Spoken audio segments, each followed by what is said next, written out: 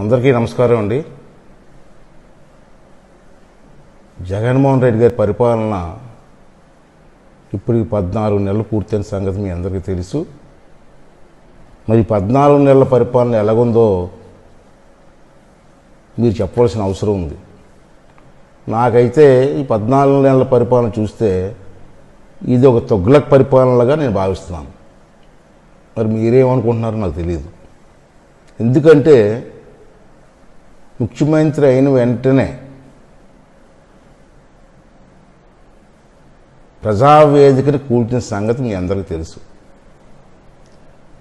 ప్రజావేదిక ఎందుకు కూల్చారో ఈరోజు కూడా మనకు తెలియదు. దానికి సరైన వివరణ కూడా ఇవ్వలేదు ముఖ్యమంత్రి గారు. ఎందుకు కూల్చవలసి వచ్చింది? కూల్చవలసిన అవసరం ఏముంది? చంద్రబాబు నాయుడు గారు సుమారు 14-15 కోట్లు ఖర్చు పెట్టి ప్రజావేదిక నిర్మాణం చేశారు. ఎందుకు చేశారంటే ప్రభుత్వం తాలూకు కార్యక్రమాలు కానీ, అధికారులతో మీటింగ్లు కానీ ఇవన్నీ కూడా చేయడానికి చక్కటి అవకాశం ఉంటుంది కాబట్టి మంచి టెక్నాలజీతోటి ఆ ప్రజావేదికను నిర్మాణం చేయడం జరిగింది. మీరు వచ్చిన వెంటనే ప్రజావేదికను కూల్చేసావు. అదేమన్నా చంద్రబాబు నాయుడు గారి సొంతం? అదేమన్నా కాదే. ప్రభుత్వం డబ్బుతో కట్టినటువంటి ప్రజావేదిక. ఏ ప్రభుత్వం వచ్చినా దాన్ని వాడుకోవచ్చు. మళ్ళీ వచ్చిన వెంటనే ఎందుకు కూల్చేయడం జరిగింది? ఇప్పుడు ఈ ప్రభుత్వం ఉంది, అది ఉంటే ఈరోజు మీరు ప్రతి కార్యక్రమం అక్కడ రివ్యూ చేసుకోవచ్చు కదా, అనేక కార్యక్రమాలు చేసుకోవచ్చు కదా. మరి ఆలోచన లేకుండా కూల్చావు. మరి ఎందుకు కూల్చావు అన్నది ప్రజలకు కూడా వివరణ ఇవ్వాల్సిన అవసరం ఉంది కదా. ఈరోజు కూడా నువ్వు వివరణ ఇవ్వలేకపోయావు. అందుకే నేను తొగ్లక్ పరిపాలన అంటున్నాను. రెండోది ఏంటంటే అమరావతి రాజధాని. ఏ రాష్ట్రానికైనా ఒక రాజధాని ఉంటుంది కదా. అలాగే మన రాష్ట్రం విడిపోయిన తర్వాత చంద్రబాబు నాయుడు గారు ముఖ్యమంత్రిగా అందరి పెద్దలతో మాట్లాడి ఎక్కడ రాజధాని పెట్టాలి అని చర్చించిన తర్వాత ఇక్కడ ఈ ప్లేసులో గుంటూరుకి విజయవాడకి మధ్యన ఒక రాజధాని నిర్మాణం చేస్తే అది అందరికీ, రాష్ట్రం అందరికీ 13 జిల్లాలకు అందుబాటులో ఉంటుందని చెప్పి ఒక నిర్ణయం తీసుకోవడం జరిగింది. దానికి అమరావతి అని పేరు పెట్టడం జరిగింది. ఆ రోజు ప్రతిపక్ష నాయకుడిగా నువ్వు కూడా అసెంబ్లీలో చాలా గట్టిగా చెప్పావు, ఇక్కడే రాజధాని ఉండాలి, అమరావతిలోనే రాజధాని ఉండాలి, 34,000 ఎకరాలు ఉండాలి, మంచి రాజధాని నిర్మాణం చేయాలి, నేను సపోర్ట్ చేస్తానని చెప్పి ఆ రోజు అసెంబ్లీ సాక్షిగా నువ్వే మాట్లాడావు. అది అందరికీ తెలుసు. మళ్ళీ ముఖ్యమంత్రి అయిన తర్వాత మళ్ళీ 3 రాజధానులని ఎందుకు తీసుకొచ్చావు? ఏ దేశంలో అయినా 3 రాజధానులు ఉన్నాయా? లేవే. మరి కొత్తగా నువ్వు ఎందుకు పెట్టావు ఇది 3 రాజధానులు? అసెంబ్లీలో మాట్లాడింది నువ్వే, మళ్ళీ 3 రాజధానులు పెట్టావు. ఈవేళ 34,000 ఎకరాలు ఇచ్చిన రైతులందరికీ అన్యాయం చేస్తున్నావు. వాళ్ళ సంగతి ఏమిటి? ఒకసారి ఆలోచన చేయవలసిన అవసరం ఉంది కదా. ఇంత దౌర్జన్యంగా మరి నిర్ణయం తీసుకోవడం తప్పు కదా. మరి 3 రాజధాని నిర్ణయం అందరినీ కూర్చోబెట్టి నిర్ణయం తీసుకున్నావా? మరి 34,000 ఎకరాలు ఇచ్చిన రైతులకు ఏం చెప్తావు? ఏం చేయాలనుకుంటున్నావు? అది కూడా క్లియర్గా చెప్పవలసిన అవసరం ఉంది కదా. సుమారు 200 రోజుల పైనుంచి కూడా వాళ్ళు ధర్నాలు చేస్తున్నారు, నిరాహార దీక్షలు చేస్తున్నారు, ఉద్యమాలు చేస్తున్నారు. ఎందుకు పట్టించుకోవట్లేదు నువ్వు? అది కూడా వివరణ ఇవ్వాల్సిన అవసరం ఉంది. ఇక మూడోది ఏంటంటే పోలవరం ప్రాజెక్ట్. ఇది ఒక మంచి ప్రాజెక్ట్. ఎప్పటి నుంచో ఈ పోలవరం గురించి అందరూ ఎదురు చూస్తున్నారు. నా చిన్నతనం నుంచి కూడా పోలవరం అని వింటున్నాను. చంద్రబాబు నాయుడు గారు వచ్చిన తర్వాత దాన్ని సర్వేగంగా ప్రతి వారం కూడా మీటింగ్లు పెడుతూ దాని మీద ఇంట్రెస్ట్ చూపిస్తూ 70% పని పూర్తి చేయడం జరిగింది. కేంద్ర ప్రభుత్వం కూడా మంచి సహకారం అందించారు. అది నేషనల్ ప్రాజెక్ట్గా డిక్లేర్ చేయడం జరిగింది. మోదీ గారు కానీ అందరూ కేంద్ర ప్రభుత్వం పెద్దలందరూ కూడా చంద్రబాబు నాయుడికి పూర్తి సహకారం అందించారు. 70% పూర్తయింది. మరి నువ్వు ముఖ్యమంత్రి అయిన తర్వాత దాన్ని పూర్తిగా వదిలేసావు. రివర్స్ టెండర్స్ అని, ఆ టెండర్స్ అని మొత్తం దాన్ని నాశనం చేసి పారేసావు. ఈ 14 నెలల్లో ఒక తట్టతో మట్టి అన్న వేసావు అక్కడ. ఇంకా 30% మిగిలి ఉంది. అది పూర్తయితే ఈ ఆంధ్ర రాష్ట్రానికి కొన్ని లక్షల ఎకరాలకి సాగునీరు వస్తుంది, కరెంట్ వస్తుంది, కరెంట్ ఉత్పత్తి అవుతుంది. ఇటువంటి ప్రాజెక్టు నిర్లక్ష్యం చేసి రైతులకు అన్యాయం చేయడం ఎంతవరకు సమంజసం? ప్రతి మీటింగ్లో ఇది రైతు ప్రభుత్వం అన్నావు. పోలవరం పూర్తయితే కొన్ని లక్షల ఎకరాలకు నీరు వస్తుంది, 2 పంటలకు వస్తుంది. రైతులకి ఎంత ఉపయోగపడుతుంది? ఎందుకు ఆలోచన చేయట్లేదు? ఏంటి నీ ఆలోచన విధానం ఏంటి? ప్రజలకు చెప్పవలసిన అవసరం ఉంది కదా, వివరణ ఇవ్వాల్సిన అవసరం ఉంది కదా. ఇది ఇసుక పాలసీ ఏంటంటే ఇసుక పాలసీ నాకు అర్థం కాదు. ఆ రోజు చంద్రబాబు నాయుడు గారు ఉచితంగా ఇసుక కార్యక్రమం పెట్టారు. నువ్వు వచ్చిన తర్వాత ఆ పాలసీ తీసి మళ్ళీ కొత్త పాలసీ తీసుకొస్తానని చెప్పి 6-7 నెలలు గురించి మాట్లాడలేదు. ఈ లోపుని ఇసుక కొరతను సృష్టించింది మీరే, మీ నాయకులే. ఎందుకో నీ ఇసుక లేదండి? గోదావరిలో ఇసుక ఉంది, కృష్ణాలో ఇసుక ఉంది, ఎక్కడ పడితే అక్కడ ఇసుక ఉంది. ఆ రోజుల్లో దాన్ని ఇసుక కొరత సృష్టించి మీ నాయకులు లారీలు టన్నులు లారీల మీద ఇతర రాష్ట్రాలు పంపించి బ్లాక్ చేసుకొని బ్లాక్లో అమ్ముకొని కోట్లాది రూపాయలు సంపాదించిన విషయం మీకు తెలియదా? మీలో ఏ నాయకులు ఇసుక వ్యాపారం చేశారు మీకు తెలియదా? ఇవాళ ఇసుక లేదు. ఇసుక అందుబాటులో లేకపోవడం వల్ల భవన కార్మికులందరూ రంగం అంతా కూడా మొత్తం కుదేలైపోయింది. కొన్ని లక్షల మంది, నాకు తెలిసి 15-20 లక్షల మంది ఉంటారు భవన కార్మికుల మీద ఆధారపడిన వాళ్ళు. భవన కార్మికులు ఏమన్నామండి, మేస్త్రీలు ఏమన్నామండి, ఎలక్ట్రీషియన్స్ ఏమన్నామండి, ప్లంబర్స్ ఏమన్నామండి, వీళ్ళందరూ వుడ్ వర్కర్స్ ఏమన్నామండి, వీళ్ళందరూ కలిపి దగ్గర 20 లక్షల పైనే ఉంటారు. వీళ్ళందరికీ పని లేక తిండి లేక ఈ రాష్ట్రం అల్లాడిపోతున్నారు. దీనివల్ల నువ్వు తీసుకున్న తప్పుడు నిర్ణయాల వల్ల ఇప్పటికీ ఇసుక లేదు, ఇప్పటికీ గ్రామాల్లో ఇసుక లేదు. ఒకసారి మీ ఎమ్మెల్యేలను అడగండి.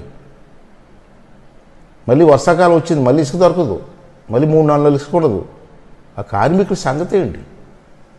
ఇవన్నిటికి కారణం ఏంటంటే నీ తప్పుడు నిర్ణయాలు, నీ చేతకానితనం. ఇవాళ ఎంతమంది సఫర్ అయ్యే పరిస్థితి వచ్చింది. ఒకసారి దాని మీద కూడా దృష్టి పెట్టవలసిన అవసరం ఉందని చెప్పి సందులో మనం చేస్తాం. ఎక్సైజ్ పాలసీ ఏంటంటే ఎక్సైజ్ పాలసీ ఆ రోజు ఎన్నికల్లో మొత్తం బ్రాంచ్ షాపులు రద్దు చేస్తా అన్నావు. అసలు రాష్ట్రంలో లిక్కర్ లేకుండానే చేసేస్తానన్నావు. ఆడవాళ్ళకి మాట ఇచ్చావు. ఈవేళ దుకాణాల్లో లిక్కర్ అమ్ముతున్నావు. ఏంటి ఆ లిక్కరు? ఏంటి కొత్త లిక్కర్లు, ఎప్పుడూ ఎవరో విన్నట్టు లిక్కర్లు, విషం. ఆ లిక్కర్ ఎక్కడ తయారవుతుందో ఎవరికి తెలియదు. ఆ లిక్కర్ తీసుకొచ్చి ఈవేళ బ్రాందీ షాపుల్లో చాలా విపరీతమైన ధరలకు అమ్ముతున్నావు.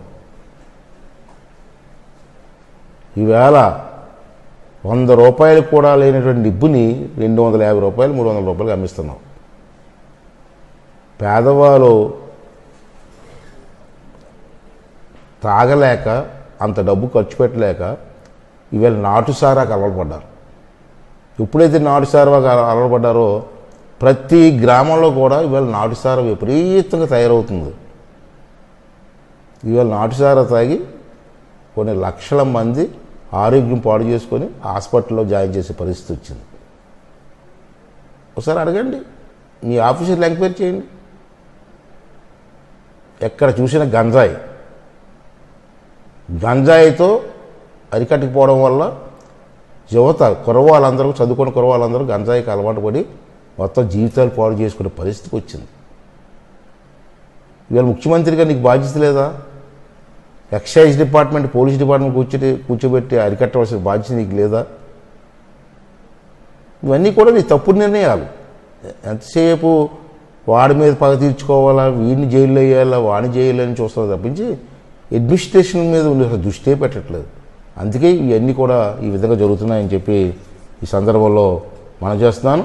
అంతేకాకుండా ఇవాళ ఎవరైనా కరోనాతో జనం అంతా అల్లాడిపోతూ ఉంటే, చేసుకోవడానికి పని లేక, వ్యాపారాలు లేక జనం అంతా అల్లాడిపోతూ ఉంటే ఇటువంటి కరోనా టైంలో ఎవడైనా కరెంటు బిల్లు పెంచుతారండి?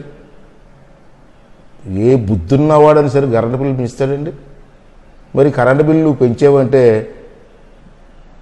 నీ ఆలోచన విధానం ఏ విధంగా ఉంది, నీ పరిపాలన ఏ విధంగా ఉంది? మరి తొగ్గులకు పరిపాలన అంటే ఎందుకు బాధపడతారా? దీనికోసమే తొగ్గులకు పరిపాలన అంటున్నాం. అంటే ఇవన్నీ కూడా ఒకసారి మీరు రివ్యూ చేసుకొని జరుగుతున్న తప్పుల్ని మరి కంట్రోల్ చేసుకొని ముందుకెళ్ళవలసిన అవసరం ఉందా లేదని చెప్పి ఒకసారి ఆలోచించవలసిన అవసరం ఉందని చెప్పి మనం చేస్తాం. ఇంకా పేదలకు ఇల్లు తెలుగుదేశం టైంలో అసలు పక్కా ఇల్లు నిర్మాణం మొదలుపెట్టిందే తెలుగుదేశం పార్టీ. నందమూరి తారక రామారావు గారి టైంలో కొన్ని లక్షల ఇల్లు కట్టాం. మొన్న ఈ ప్రభుత్వం రాకముందు కూడా 5 సంవత్సరాల్లో చంద్రబాబు నాయుడు గారు కొన్ని లక్షల ఇల్లు శాంక్షన్ చేయడం జరిగింది, కట్టడం జరుగుతుంది. అలా కాకుండా అర్బన్ హౌసింగ్ 10 లక్షల ఇల్లు పూర్తయిపోయి ఉన్నాయి. 80% ఇల్లు పూర్తయిపోయాయి అర్బన్ హౌసింగ్.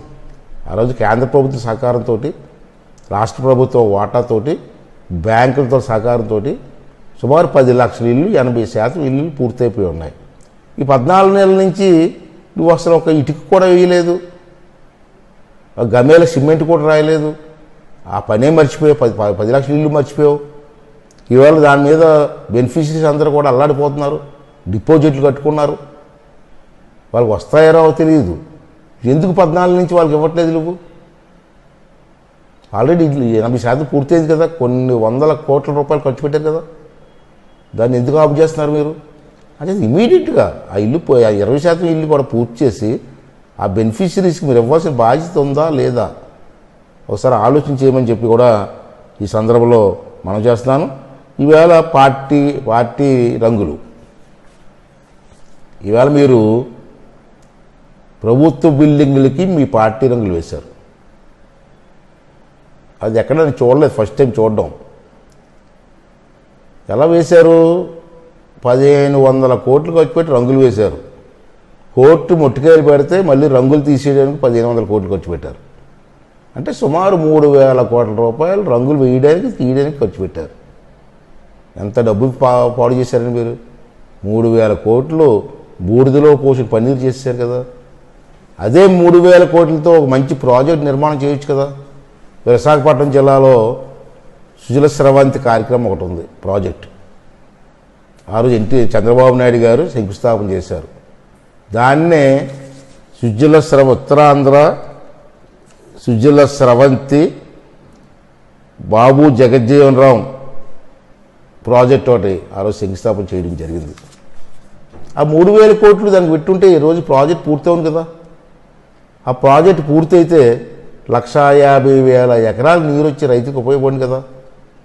అనవసరంగా 3000 రంగులు పెట్టారు తప్పించి ఆ 3000 కోట్ల రూపాయలు దీనికి పెట్టుంటే ఆ ప్రాజెక్ట్ పూర్తయితే రైతులకు మేలు జరుగుతుందన్న మంచి ఆలోచన మీకు రాకపోవడమే మా దురదృష్టం అని చెప్పి ఈ సందర్భంలో మనం చేస్తాను.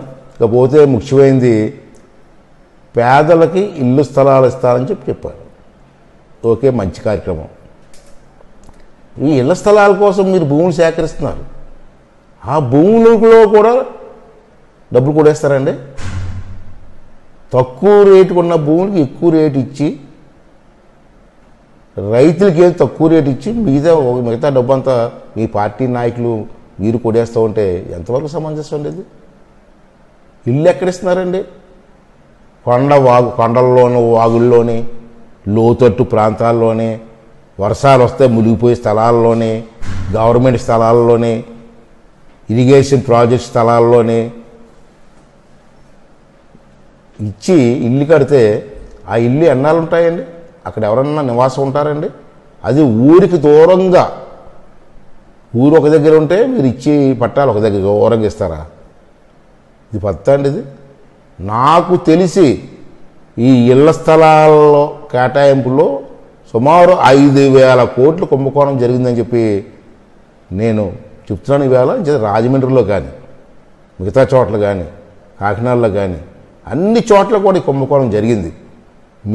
మీ తాలూకు లీడర్లు, ఎంఆర్ఓలు, ఆ గ్రామంలో ఉన్నటువంటి మీ లీడర్లు అందరూ కలిసి ఏకమై రైతులకు కొంత డబ్బు ఇచ్చి మిగతా డబ్బు కూడేస్తున్నారు.